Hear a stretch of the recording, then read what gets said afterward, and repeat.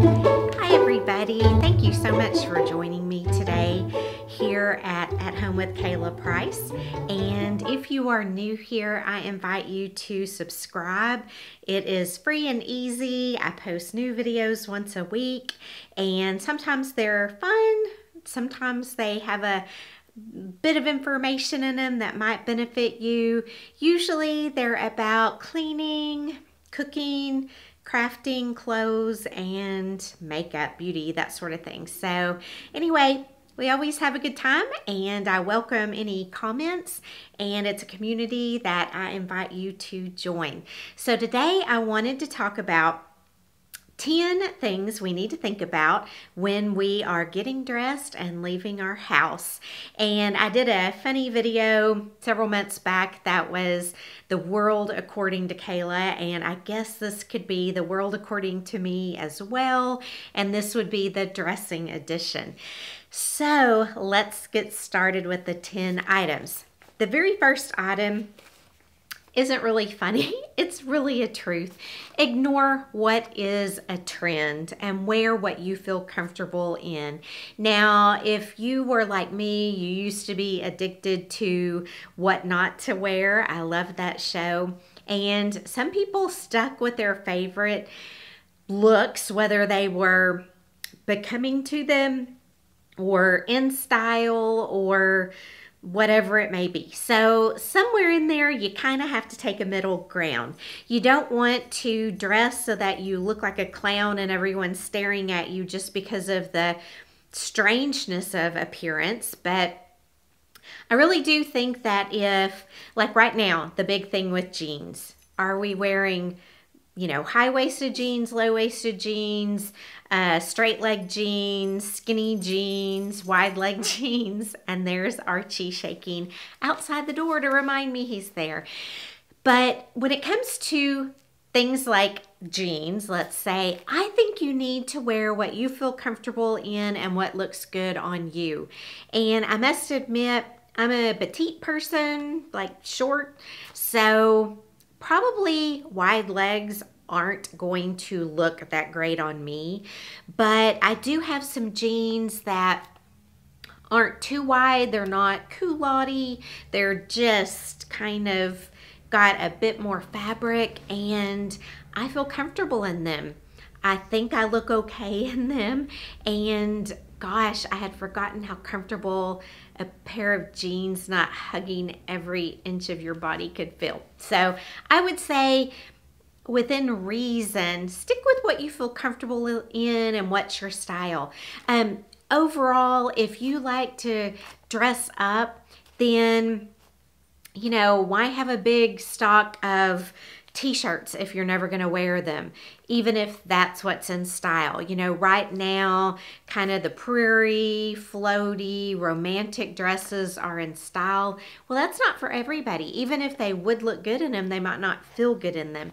So pick things that make you feel confident based on your personal style, a bit of what may be a trend. You might not want to go whole hog into a trend, but maybe pick a little bit of a color or an accessory that will kind of give your preference of style a little nod to what's current. So that is my number one tip right there. Forget the trends, do what you feel comfortable and confident in, and if you do want to be a little more stylish, just put a little nod in there. Number 2, underwear does make the outfit. Trust me, folks.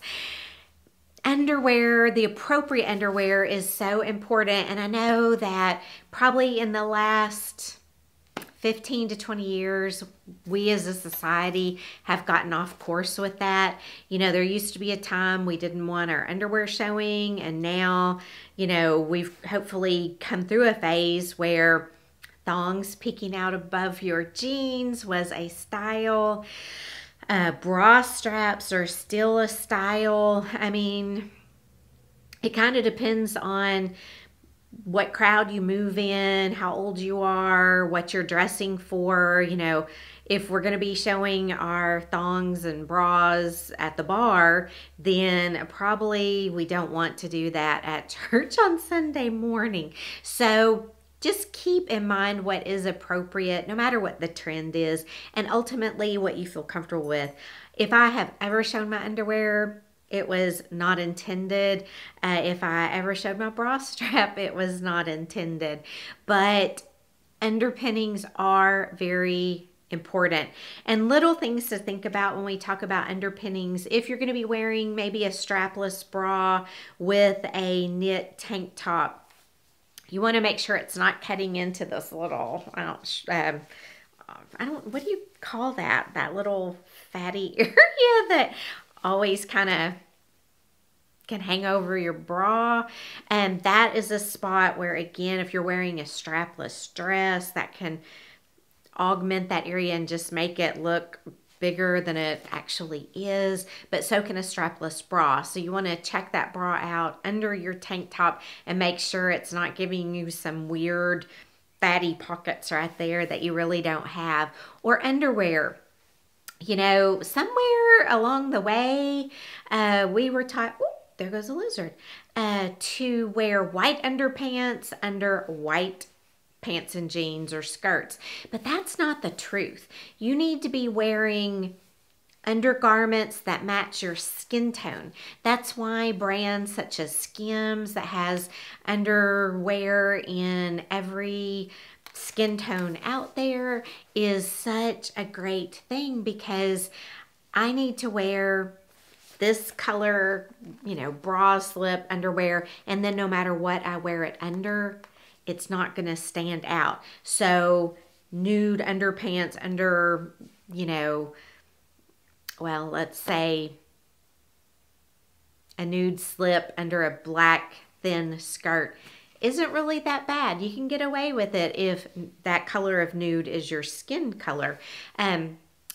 Chances are a black slip wouldn't be bad, but you know, you've seen these days a lot of celebrities are wearing like a black knit that is a little more see-through than they realize, and if they have on a black bra, it just looks like a black bra with a sheer black top. If they had worn a bra that matched their skin tone, then the bra wouldn't have stood out as much. So keep that in mind when you're buying underwear. I just like to stick with the basics, and that way I don't have to worry about it that much. Number 3, clean your shoes before you wear them. I think there's an old saying about, you know, you shouldn't have yesterday's dirt on today's shoes or something such as that. I probably made that up. But anyway, you do not want to have dirt and mud on your shoes, because then you're starting your day already looking sloppy. So you might as well spend a couple of minutes just dusting them off, even if it's nothing more than going outside and clanging them together just to get that dust or dirt off. But if you had time to actually polish your shoes or wipe them down, it would go a long way in making your outfit look neater and cleaner, and even more professional if you're headed off to work or have a date or something like that. You're just going to look a bit more spiffy and like you put in extra effort.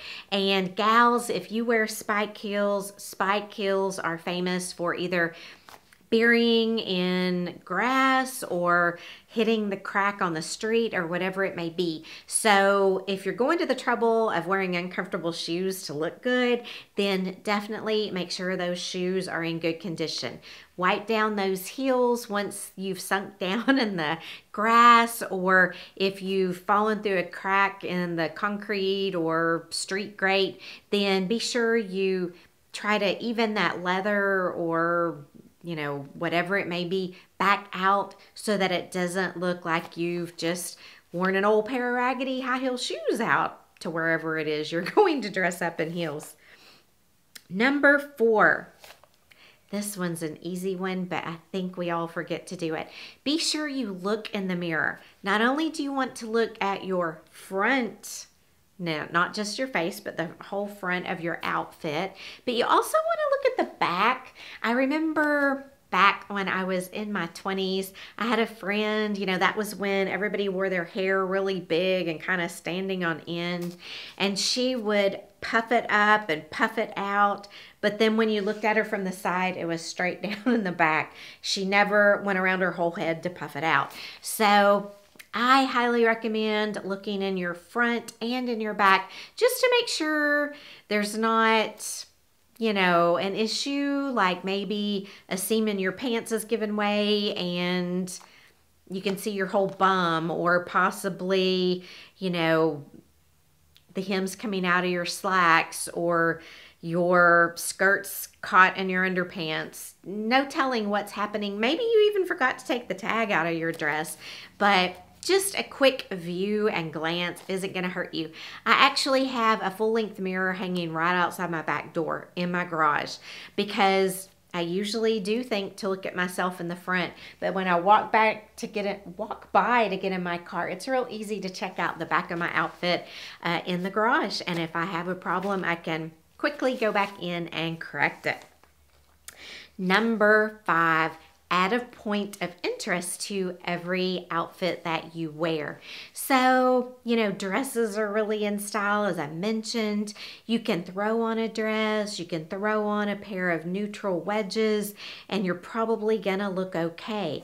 But if you added a point of interest, maybe it would be a wide belt that went with the shoes, or maybe it would be a little scarf around your neck, or a brooch, or even a little sweater. There are so many things you could do to add a point of interest to an outfit. And then instead of just having on a dress and shoes, you actually do have on an outfit. You've put something together to give it more interest, more visual depth, and just an outfit as opposed to a dress. Same thing, little things like tucking in your blouse, add a belt, wearing a blazer, add a pin. Jewelry even can be your point of interest. You know, a lot of folks like to do the bracelet stacks or the ring stacks. That can be your point of interest. A beautiful headband could be your point of interest. But just add something. And although I tend to think of purses as point of interest, a lot of times, like if I'm at work, my purse isn't running around the office with me, so it's really not a point of interest unless it's something that's going to be on you the whole day. So keep that in mind, and I really do think you'll be more pleased with your appearance, even if it's the same dress and same shoes that you've been wearing, if you'll just add a point of interest to make it a little more intriguing for folks looking at your outfit. Number 6, use a purse that goes with your outfit. Now, this is where my sister makes fun of me. I change my purse every day if I have time to go with my outfit. And yesterday I was running late and I was so bummed because I was wearing black and I was still carrying the navy purse from the day before because I was running that late. But when I got a free moment later in the day, I did come home and switch to a black purse, and I felt much better about it. So that is something I do try to plan my outfit. Oh, I thought I saw one of the lizards inside the house, but it's just a clip from my curtain where the clip has come undone. So, whew, I was about to have to run out of here and get Michael to come home and get the lizard. Ew. But I do think that a purse, you know, I think a purse can add so much to your outfit, and I like to think about lots of things when I'm choosing a purse. I like to think about the weather. I don't like to carry, you know, nice leather purses out when it's raining. I don't want to carry a straw purse out when it's raining. I like to think about, what am I going to be carrying? Do I have to take a lot of extra stuff that day? Do I need a big purse or a little purse? You know, just all those things. And for me, one purse isn't going to do it for me every single day. So plan your outfit the night before. That way you can go ahead and switch into your purse and you'll be good to go. I think I had a video at one point with hints and tips and tricks, and one of them was to keep a tray wherever your purses are. Dump everything out of your tray at the end of the day, put your purse away. Then the next morning, you can grab the next day's purse and put only the items from your tray that you're gonna need that day back in your purse. But that way, all the stuff's in the right spot, you know, all there together. All you have to do is throw it real quickly in your new purse. So anyway, I will see if I can find that video, and if so, I will link it above. Number 7, tailoring. Folks tend to forget, and I don't know why. Right now we're going through a spell of folks not hemming their breeches or their skirts, and that just doesn't look good. It looks like even if it fits in the waist and fits everywhere else, it just looks like it's baggy and doesn't fit. It kind of like, no matter what you've spent on the outfit, if you haven't tailored it to fit you, then it cheapens the entire look. So I know, like, again, with the prairie dresses, they tend to run awfully long. The dress I have on started with a tier that I removed because it was to the ground. And, you know, gosh, when I was in elementary school, that kind of a dress was in style. I mean, we wore long dresses in the middle of the day, but I don't think that's what we're intending right now. I think we're supposed to be doing more like 3 or 4 inches above the ankle. But I do see a lot of petite ladies who aren't getting their hems raised on their dresses or skirts or pants especially. And, you know, you see the folks who drag their pants on the ground to where they've actually put a hole in their slacks. So that's not necessarily a good look.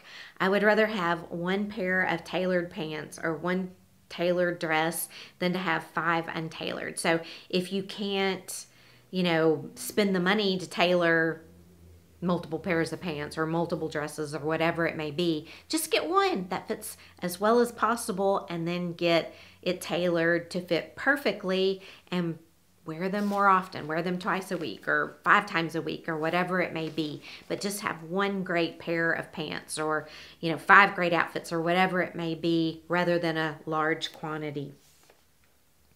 And when I say tailoring, tailoring can be your shoulder seam. It can be tightening a waist. It can be letting out a little in the hip, raising the hem, whatever it may be, to make the outfit look like it was made to fit your body type. That's what you want to get a seamstress to do for you. Number 8, dress for the weather. And that's one that I think a lot of people don't do. And I'm not saying I'm perfect because I do it. I do it because I don't want to be cold. I don't want to be hot. I don't want to be, you know, wearing a thin linen dress and it be soaking wet. I just like to be practical, and I think that's where it comes from. So I'm not going to wear, you know, 3-inch pumps in a hailstorm. I'm not going to wear a full skirt in a windstorm. I'm not going to wear, you know, things that are going to be impractical for the weather. I'm not going to wear them. You know, this is a linen dress that I bought a few months back, and I've waited till now to wear it because it wasn't appropriate for February weather or March weather. It's a spring-summer dress, so I've waited for spring and summer. But I do think dressing for the weather not only makes us more comfortable, but it also looks more appropriate for the situation. So even if you aren't dressed like everybody else, you're going to appear to be more appropriate just by having selected appropriate attire for the weather, if that makes sense. So number 9, if you're going to a place where you're not sure what the attire is going to be, I would highly recommend researching it. So for example, you're going to a restaurant you've never been to. It's real easy to find that information online now. If it's an open table restaurant, usually they will have dress codes in the open table listing. If it's nowhere to be found on the website, nowhere to be found on open table, if you've looked at the website and there are no pictures that show the clientele, then I would still go ahead and call. You don't want to get to a place and have on, you know, a sequin dress with high heel spike shoes and everybody else is in blue jeans and t-shirts, you would feel uncomfortable. Same thing, you don't want to drive an hour to get to a nice restaurant only to find that your spouse needed to be in a jacket with a tie, or you know, that you're wearing blue jeans and boots and everyone else in the dining room is in the sequins and spikes. So it doesn't hurt ever, whether it's an event, an arts exhibit, whatever it may be. If you don't have friends going, or if you haven't been yourself, then call ahead and find out, or research online, see what the dress code is. And number 10, it's a little bitty thing, but it does make such a difference in your outfit, and that is lint. If you would be sure and remove lint, your outfit would look so much better. And I gotta tell you, I love to wear dark colors, especially in the winter, but I have a beautiful white dog that sheds. So I have a big old, you know, extra sticky lint roller at home. I have a smaller lint roller that I travel with. I'm just very cognizant of the fact that everywhere I go, I've got little white hair on me. So I try to get it off so that my outfits look clean, I look tidy, and I'm not depositing white hair everywhere that I go. So that is all for my 10 tips for dressing. So I would love to know your tips. Are there ones that you would add to this list, or are there some of mine that you disagree with? Please share below. I'd love to hear what you have to say and continue the dialogue in the comments section. So I'm going to see you back next week with another new video. Until then, take care. Bye. Hi, Archie.